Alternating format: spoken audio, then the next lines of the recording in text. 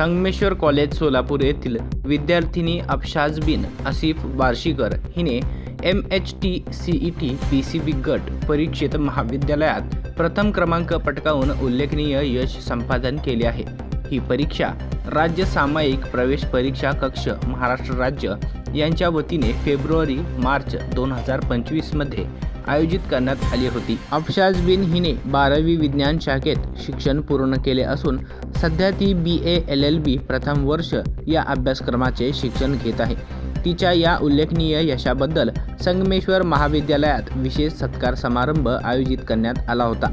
महाविद्यालयाच्या प्रमुख पाहुण्यांच्या हस्ते तिला सन्मान चिन्ह व प्रमाणपत्र प्रदान करण्यात आले। महाविद्यालयाच्या प्राचार्यांनी व प्राध्यापकांनी तिच्या मेहनतीचे कौतुक करत पुढील शैक्षणिक वाटचालीस शुभेच्छा दिल्या।